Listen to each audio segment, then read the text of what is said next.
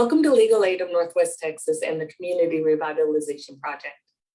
Legal Aid of Northwest Texas is a nonprofit law firm that provides free civil legal services to low-income individuals, families, and groups who qualify for services. The Community Revitalization Project is one of the projects within Legal Aid that provides legal help to low-income individuals and groups and focuses on three basic areas: housing justice, environmental justice, and community development. Legal Aid of Northwest Texas works to advance and protect the rights of millions of low-income people by providing free civil legal assistance to ensure equal access to justice. Our nonprofit coaching team is now happy to present to you our latest project, which is the 501c3 course of classes to support community groups in maintaining tax-exempt compliance. Thank you for joining us. We want to thank everyone for being here. We usually start around 6:05, so I'm grateful to all of you who make an effort to be here ahead of time. We allowed till 6:05 so that some of our attendees can get settled, because we know everybody that comes to these meetings is very busy. So we always say we value your time, and we'll start promptly at 6:05, and as soon as all the information is disseminated and all of the questions are responded to, we will be letting you go back to your normal scheduled life. Hello, good evening, everyone. Thank you for joining us tonight. This is our class for 501c3 organizations, and I'm with Legal Aid of Northwest Texas. It's a nonprofit law firm.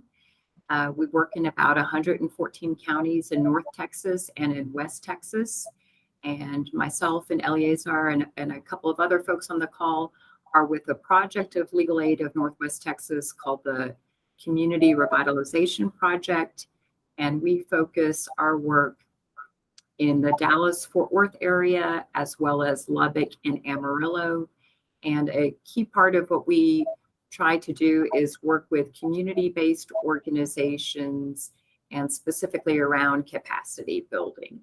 So we're very happy to be with you tonight, and we're going to discuss this evening grant writing and fundraising with a little bit of discussion on reporting requirements or reporting capacity. We have an example of a live grant that we want to just show you for discussion purposes. And we also want to talk with you tonight about a type of exercise that a nonprofit can do called a SWOT analysis, where you look at your strengths, weaknesses, opportunities, and threats. And that's a way just to help you, to help guide your work. And Eleazar here is going to introduce us to the grant writing process, the big picture. Very well. Thank you, Nancy. I would like to prefix everything by saying that most people who have never written a grant or reported on a grant have their basic need is to understand what the process is. Some people think there is a grant opportunity. If I could just write a grant and I can get the money, everything will be fine. However, prior to acquiring a grant, there have to be certain things that are preset in a nonprofit and even a for-profit situation.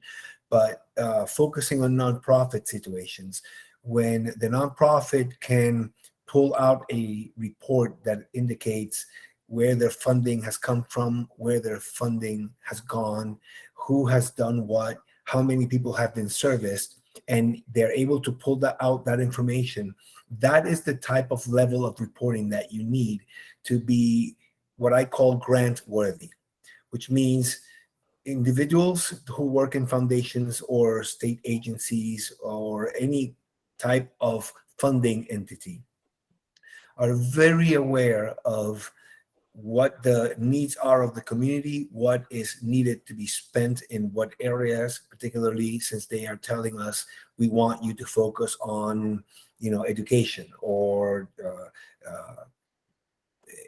let's say providing food or shelter, whatever it is that they're asking, that they're saying that they can grant you money for, they understand that concept, they understand what the needs are going to be. And so what needs to happen is that whoever is looking to write a grant needs to understand the process. And for that, I've just prefixed, you need to have your ducks in a row internally. Your step one is you get a grant. Somebody usually comes up with a grant and it sounds exciting. First thing you need to do is to read the instructions. When you read the instructions, you're going to find out whether this is a grant that is something you can get because it matches with your purpose and your mission and your vision.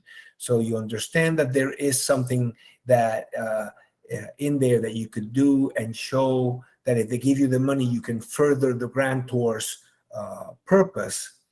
They give you a deadline. They tell you about how much you can ask for, and the instructions tell you how they want to be approached. It could be a letter of interest where the grantor, and I just ran into this one grantor who wants a letter of interest sent to them via United States mail. They don't want any email. They don't want any phone calls. They don't want any faxes. So you read the instructions and you know exactly how these people want to be approached. And so step two is you look at yourself and you say, yes, we are able to do this work. We are actually doing it. We have documentation. We forget this money. We're able to do X, Y, Z, and it's within the parameters that they gave us in the instructions. So you collect all the data and you begin to move. You look to understand and answer whatever their questions are. Not the question that you think that they're asking you. If they're asking you, what is the percentage of Blacks, Latinos, Asian in your community, don't just focus on something other than giving them, this is the specific area that we are serving, which matches the percentage that you are looking for. They want specific numbers. You give them specific numbers and you answer the questions that they're asking you. So it's always important, I always say, to understand that when you respond to their questions, you need to be answering the right question, not the one that's in your head, but they are giving you some words that you could respond to them in kind. Use the words from the question to rephrase the answer. And that's in all of the responses for all of the grant questions. So step 4 is you prepare a convincing program if you don't have one. It's very difficult to prepare a program out of the blue. It's possible. I've had the experience of working with a really great idea. And before the entity was even 501c3, we worked on putting together this program that actually got funded by an agency in the state of Pennsylvania when I used to work there, when I used to live there. But what I'm trying to say is you need to prepare a program that will convince anyone that this thing will work. And I always say it's all in the presentation. You also need to be very good with your financial narrative responses.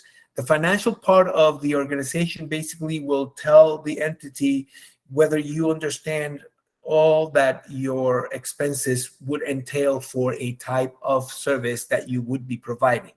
The entity that is looking at your grant, when they look at, let's say they are looking at a letter of interest. A letter of interest is basically a 1 to 2 page document that you send to this organization and you say, this is who we are. We found out about your grant to support this situation. So we match that because we do this, have been doing it for so long. Now we are able to do more along these areas if you would help us with this amount of money. And this amount of money is going to be used in this manner.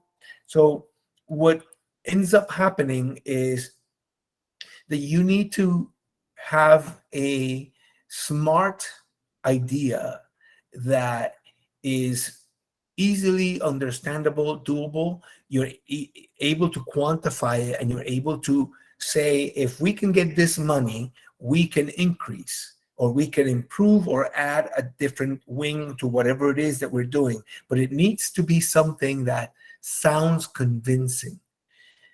the people that are reading the grants they can tell they have an X-ray vision to see whether you have the capacity to set up with the money that they're going to give you. Now, once you have really an amazing program that is easy to understand, simple wording, you have a really good budget that makes sense. And the question that I've been asked recently has been, well, how much can I ask for?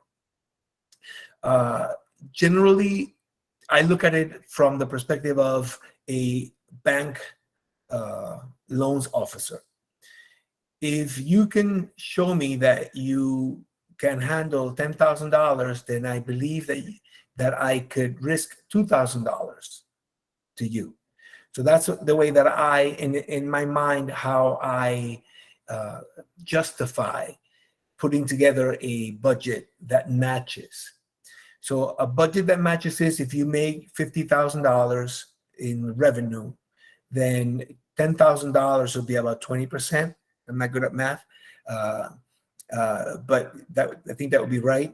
And so you're able to then justify how the money that you bring, because of everything else that you have in place, you're going to be able to use the funding and acquire the goal that you have told them that you're going to do. So when you have your program narrative, your painted pictures with your words, you have a convincing idea that should work, you have a budget with a financial description that makes sense, that shows that, I always say, that shows that you're trying to squeeze 5 cents out of every nickel. You put all that together and then you review this document, this grant. You just keep reading it. The more money you want, the larger it's going to be. So a letter of interest, it should be very quick, in 1.5 pages, 2 pages at most. But if you're looking for $20,000, then you have more like 20 pages with some attachments. So the idea is that once you have this grant, that you've understood from the beginning what it is that they're looking for, that you are able to produce what they're asking for, you're able to report on the money that you received without a problem. You review this thing, you review it, you give it to somebody else to tell you, are we missing anything? Are there any typos? Is there something that we don't have? Is there something that could make it better? Review, and then you finally send it. Now you do this process and you do it not once, not twice. This has to become a process within the organization. Otherwise, you're going to go into a grant writing situation. You're going to write 3 grants. You're going to send them out. None of them panned out, but you didn't follow through with making your grant better. Then it died.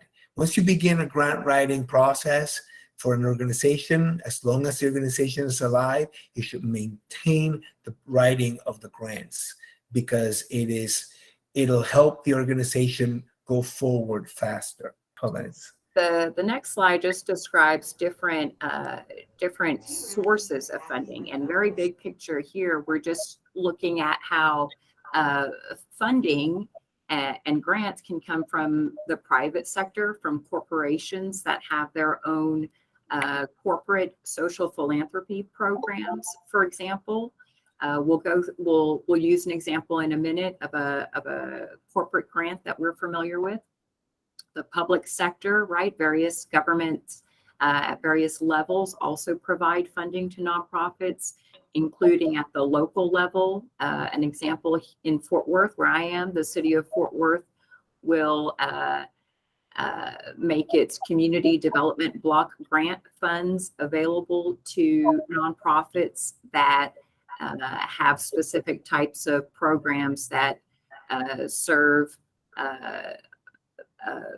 low and moderate, low income communities. Another example of a local grant in Fort Worth is that the police department allocates a portion of its dedicated sales tax revenue to community programs. And so to access these types of grants, it's best to be on the, to receive notice from the sponsoring department about the upcoming call for proposals.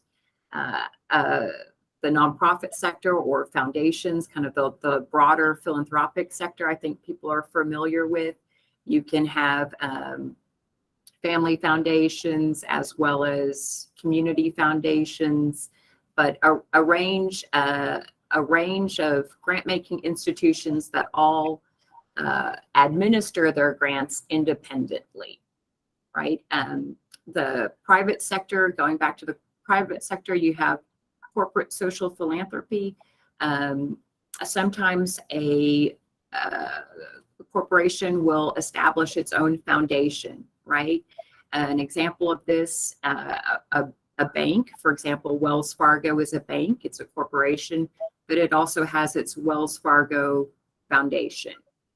And one of the reasons we want to bring up banks is because banks not only will have their own corporate social philanthropy programs, but they may also have an interest in supporting community-based organizations under the Community Reinvestment Act. And that can be for community-based organizations that have a focus on affordable housing or small business lending or access to credit programs, but kind of broadly defined as community development, which often means building multifamily housing in the sort of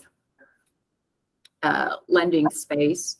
But this is an example of a live grant that we want to bring to your attention. This is specifically for community-based organizations that have a focus on affordable housing and small business lending.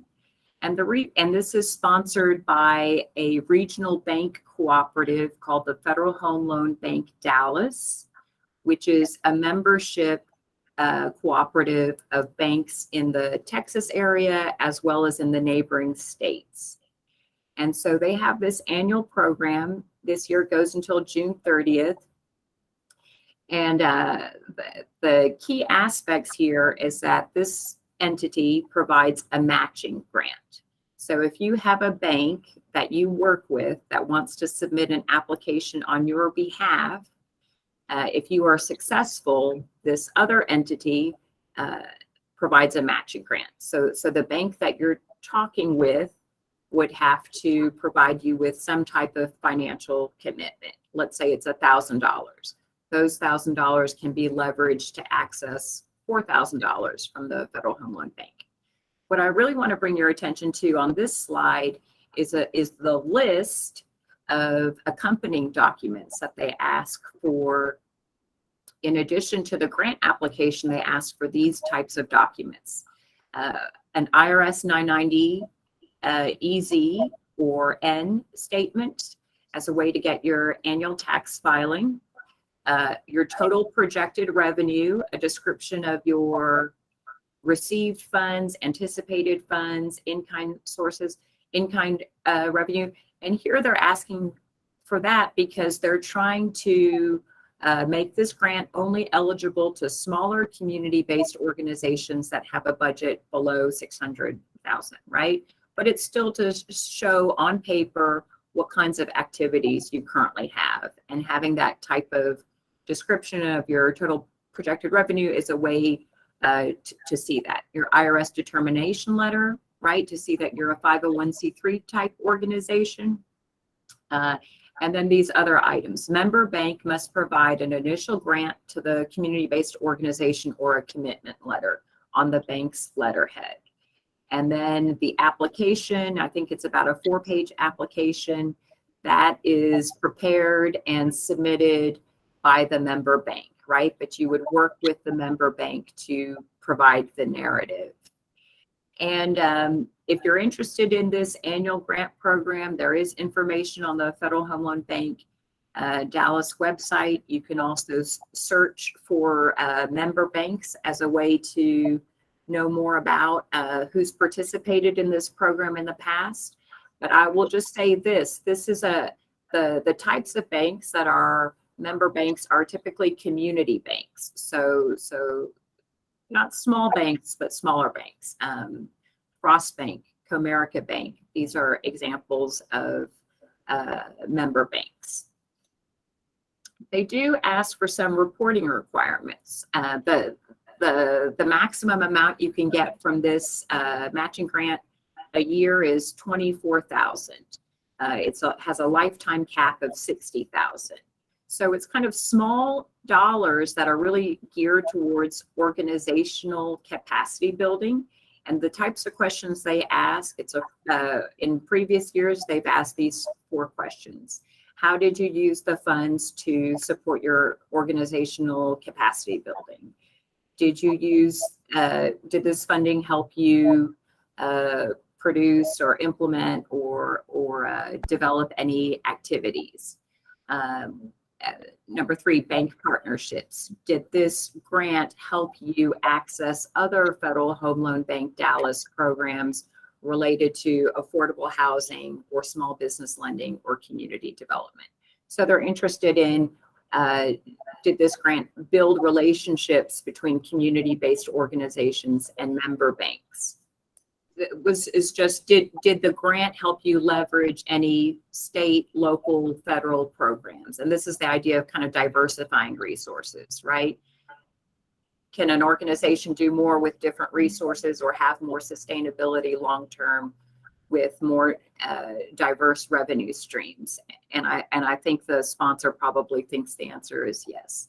So here we have, in the next slide, we want to show this to you because we worked with an organization in Fort Worth that already had a relationship with a bank. A colleague of theirs introduced them to a local bank, Texas Bank Financial, and the bank had decided that it wanted to support this new community-based organization's efforts in Fort Worth.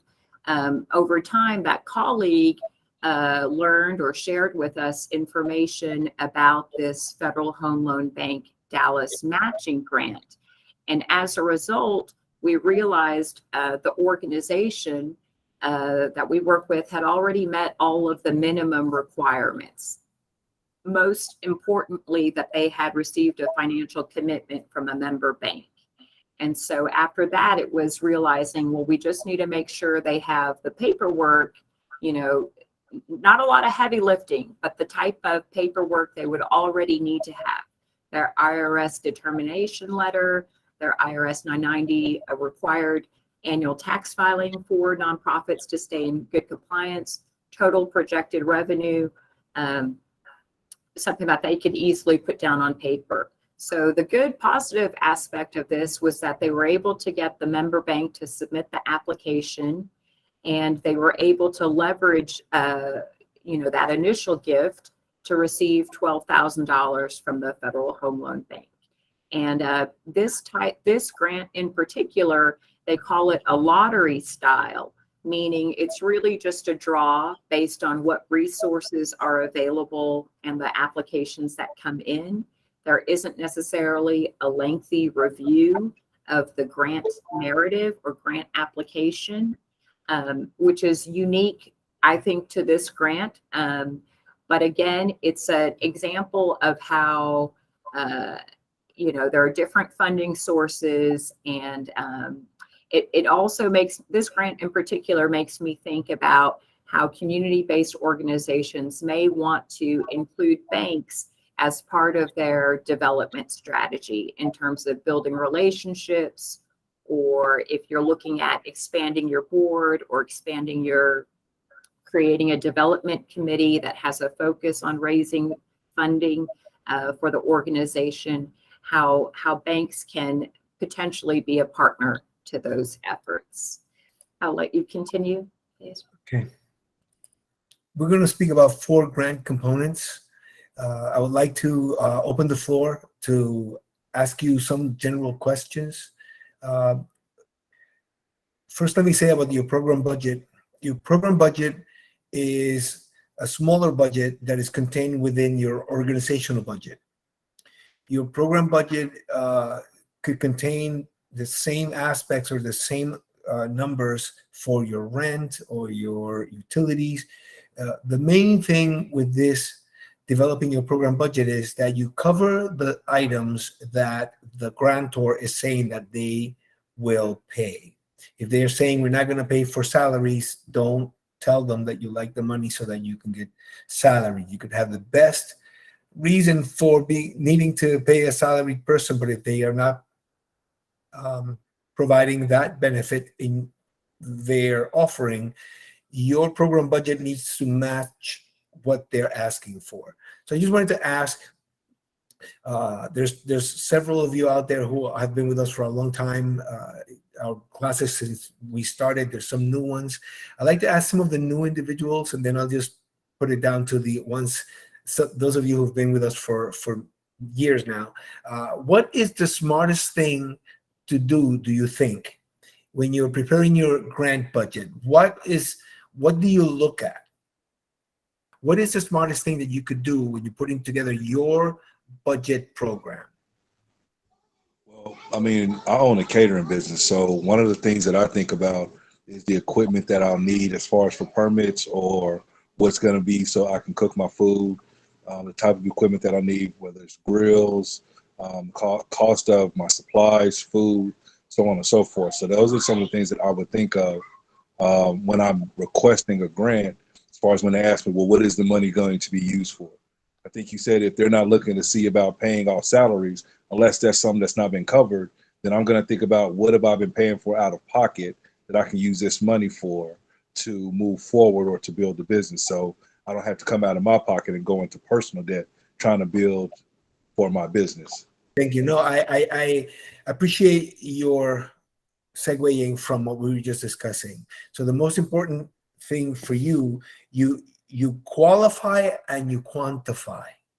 You're qualifying what parts of the budget you should be augmenting for the grant, and you're qualifying them and saying, yes, this is what you want, then this goes. And so in that situation, the smartest thing that you can do definitely is to qualify and quantify.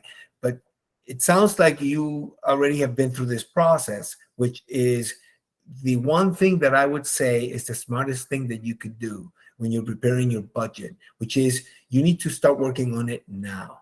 If you do not know the things that you need, if you're not aware of, you are going to be providing a type of service that an entity is used to covering, and you do not cover an expense that is very glaring that you're missing, you want to put into that list of all of your budget line items all of the things that should go there.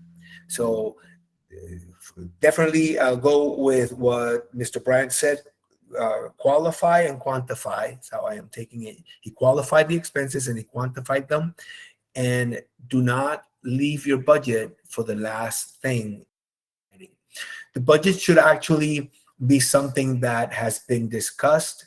The organization should have an amount that it calls its operating budget, which is all of the funding that they expect that will be coming in and will be going out in the year. That's your operating budget. Within that, you have a program or programs budget. You'd have more than one. Let's say you have one specific program that you want to launch, then you qualify, quantify, and you explain, and you start working on it right now, why this money is needed and where it's going to be expended. The second item, we wanted to address fundraising, because normally when an individual has the responsibility of working with a 501c3, they don't realize that there are certain things that need to be a part of the organization in order for it to be successful in grant writing. And one of these things is fundraising.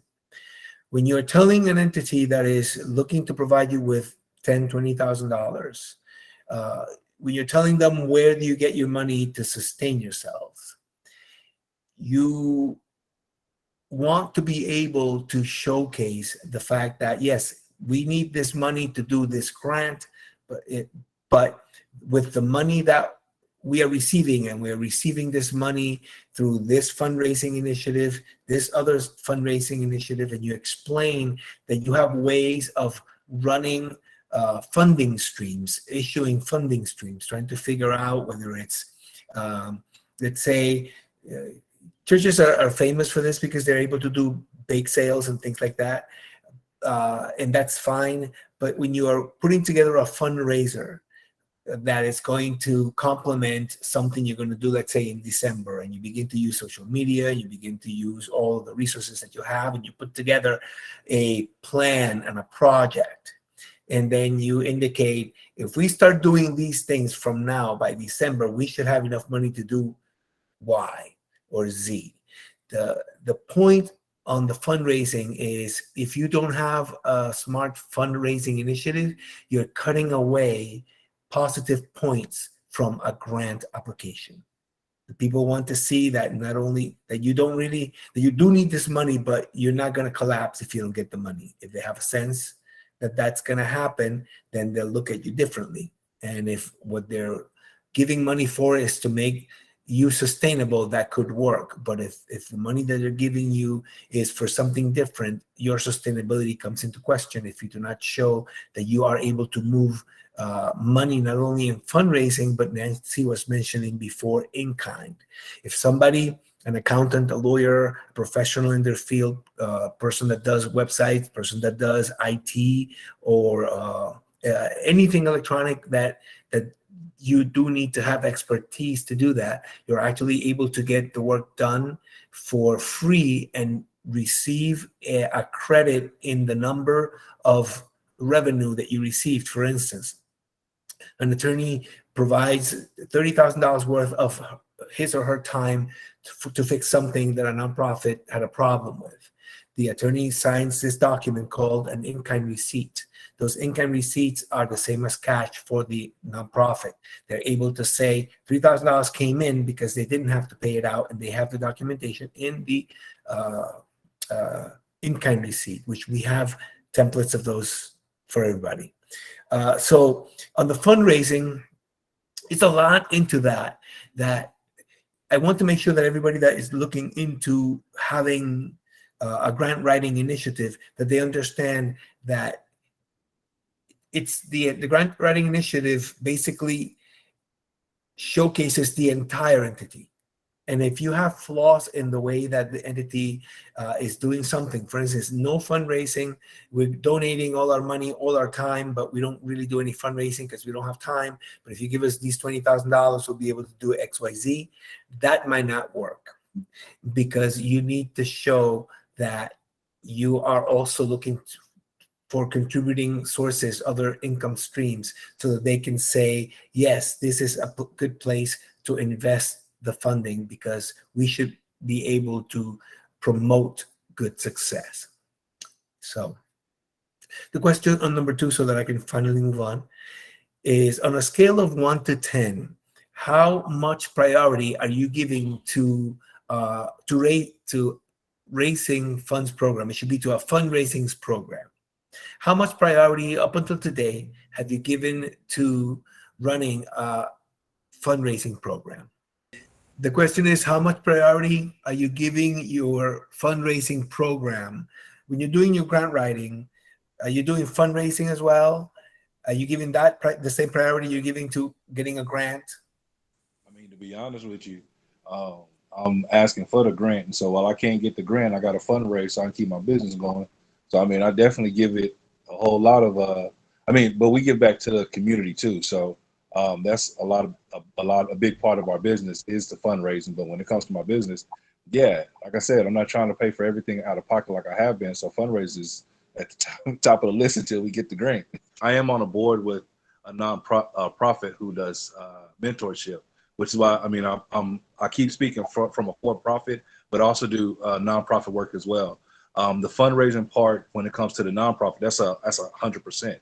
I mean, when we gotta find contributors and investors who want to get these programs to go, like the mentorship that we have for our youth, or feeding the homeless, we have to have fundraising, because that's where the majority of that money is coming from. So it's at the very top of the list when it comes with the nonprofit side, because I mean, with the nonprofit, we're not doing this for anything but to give back. So yeah, Thank you. I hope I answered the question on that. No, thank you for that. Thank you for that. I wanted to end with the point, all of this has been for you to remember that fundraising produces revenue as well as expenses. So you need to document how much money it cost you to raise the funds. And that's a number that goes in your taxes, but you should also keep track of that in general, so that if you invested $1,500 and you only raised 1,000, I'm sorry, then there's a problem. So the idea is, again, to squeeze 6 cents out of every nickel. And fundraising is basically getting individuals engaged in what you're doing, getting them all fired up, and giving them a little piece of something that weighs something, so that everybody is carrying a little bit of the weight to provide the funding internally. So fundraising needs to be on the top priority. I would say we do not maintain, or we do not support the people that do fundraising. We don't value them. The people who are able to, or who do the work of fundraising for an entity, it's almost like, oh, that's their job. But fundraising is very hard. If you have somebody who has a heart and a skill for that, do your best to treat them well. That's all I'm going to say on that one. So income streams. Now, income streams are basically just different things. You could have, a GoFundMe for something, for some work that you want to get done. You could have a group of 20 people who are donating $10 a month, so that you can have $200, and in 6 months, and you can have $1,200 for something. You could have a promise kind of thing, but nonprofits are very good with this. When a nonprofit receives what's known as a pledge, that is something that you can go to the bank with. So if I write you a receipt that says that I will be providing you, or giving you, or paying by the end of this year $1,000, then you can actually use that as money in the bank. You can actually take me to court if I don't pay you, because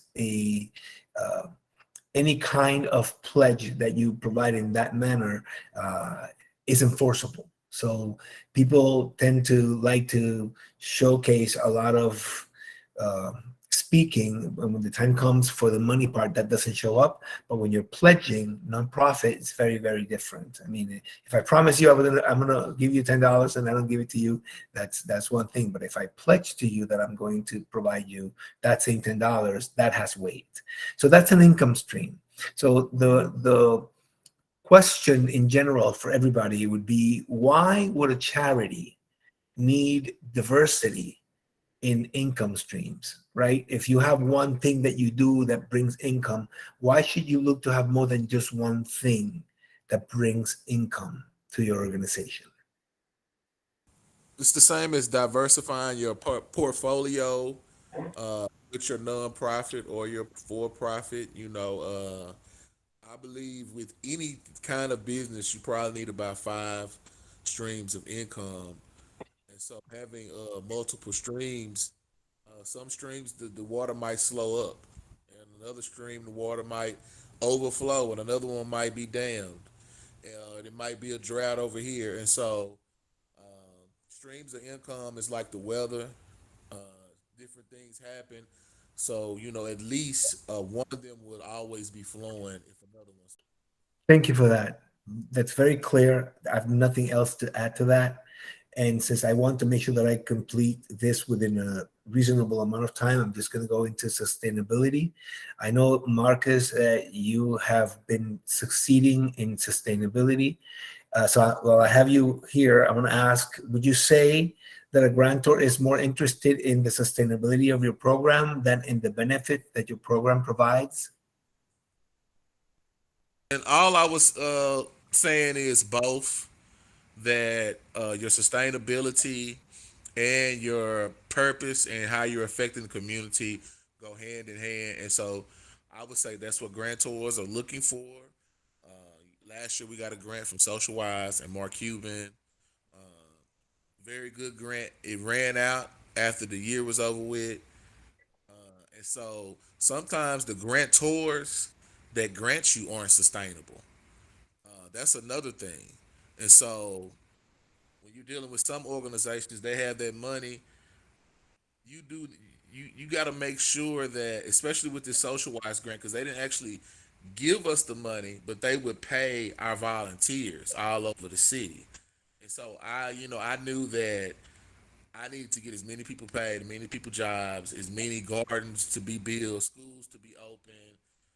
I diversified how that money was spent because I understood that nonprofits like theirs don't last a long time. They're not very sustainable when they're giving out money like that. And so a lot of times you got to understand what kind of grantors you're dealing with too. Thank you, Marcus. That was really good. I'm just going to move it ahead relatively quickly. I do have Dion Primo from Daughters Across the Diaspora, who actually had to leave, but she did tell me that there's a couple of the daughters on the call. So I wanted to feel welcome to respond. I have a couple more questions to ask. Before I go into those, which is going to be teaching you how to do a self-assessment of your organization. We're going to do a simplified version of it, but I just wanted to say that your grant application should present information on contingency, meaning you should have a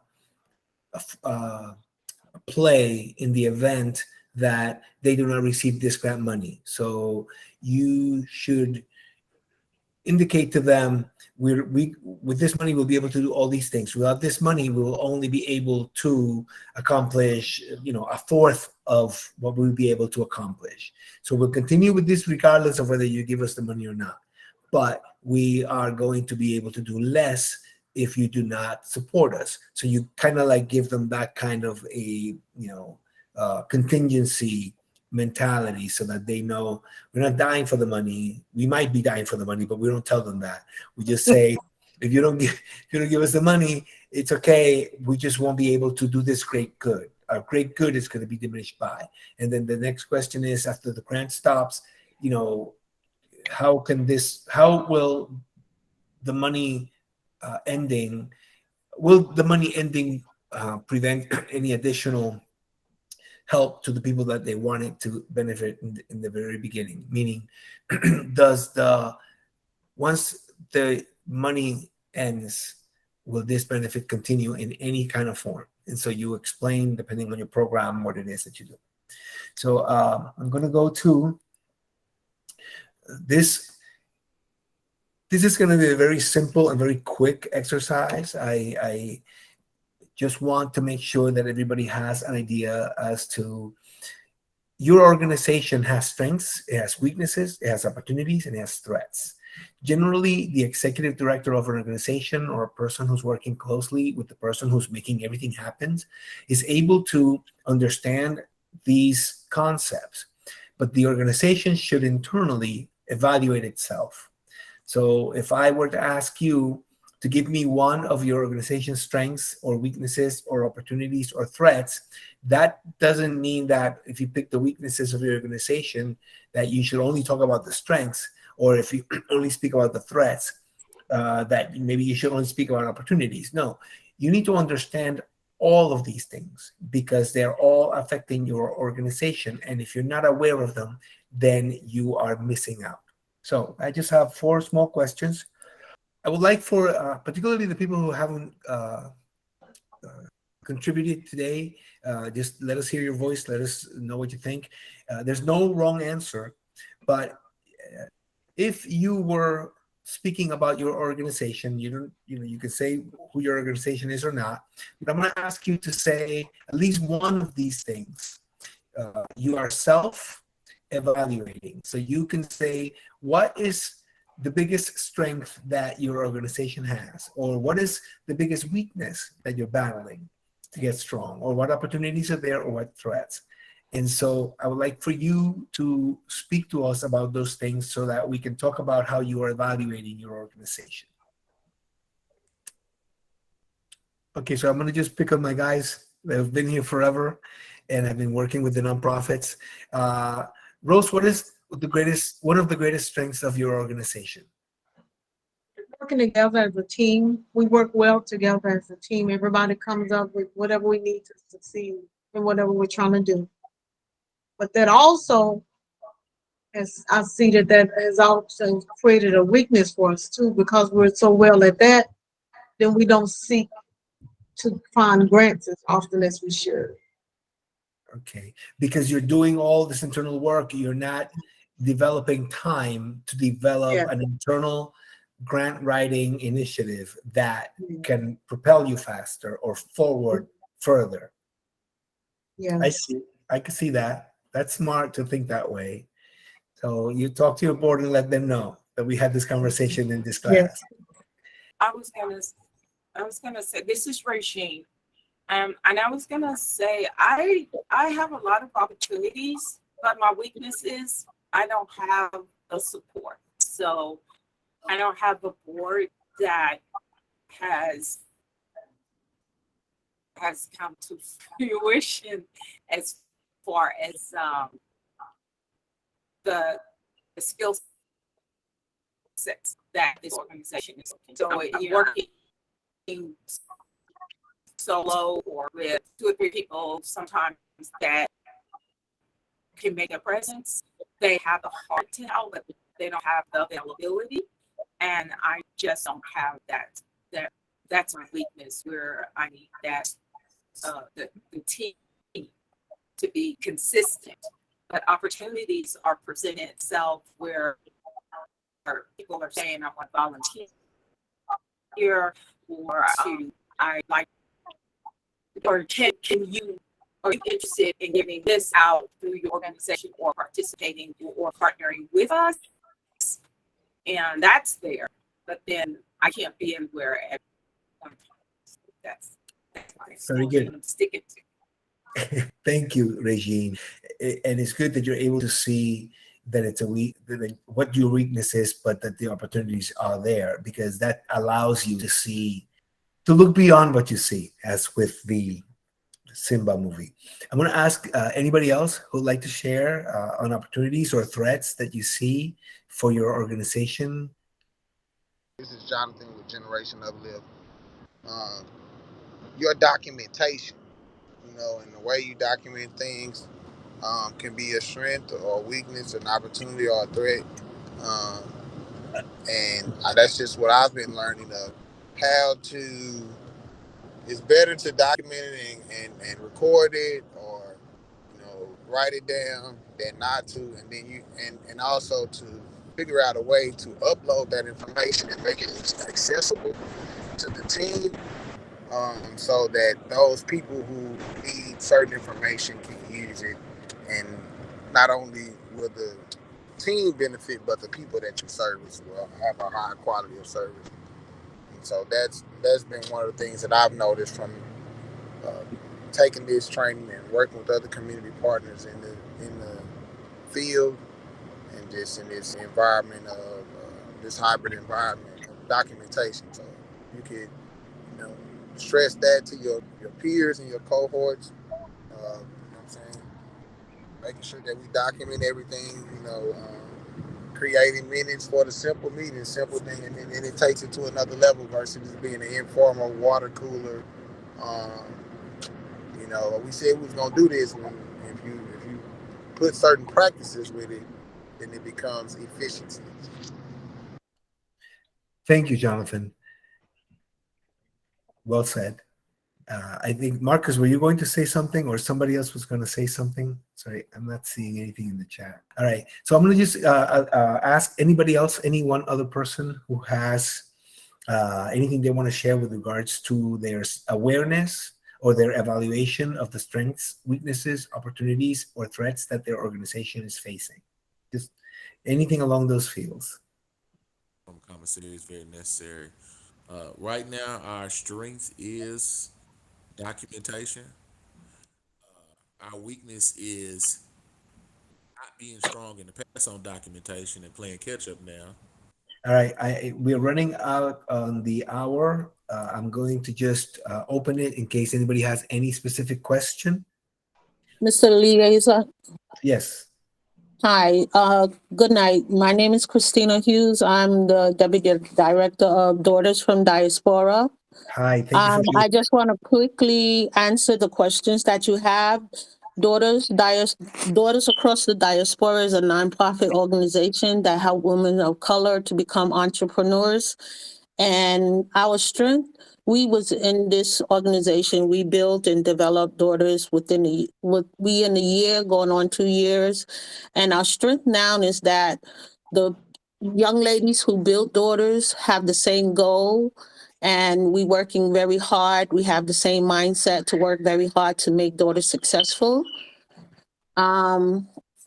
So we moving forward, trying to get our business out there and help other women of color to develop their own business. The other question is, we in the process of learning, so I don't think that we don't foresee any threats at this time, but we are building, becoming stronger, so we in the learning process. So our strengths are just learning and getting out there as a nonprofit organization and being successful. Thank you. I really appreciate your input. Thank you for bringing all that in. It was very enlightening because I am learning what it is that you're doing. You put it very succinctly, and I appreciate that. So it is 7:01. Nancy, if you will just introduce or speak of the team, and then we will let everybody go. Okay. We usually have Sam Prince, our Director of Development, with us. He's not with us this evening. I'm a staff attorney in our Fort Worth office. Rosetta Howard Jackson is also part of our team. She's absent tonight.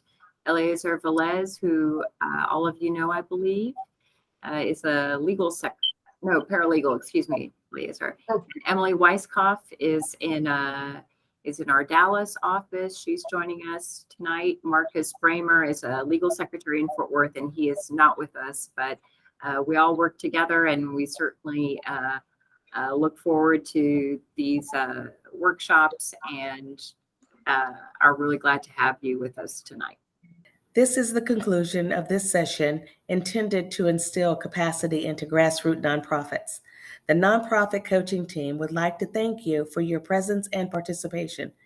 We look forward to sharing with you in our next class.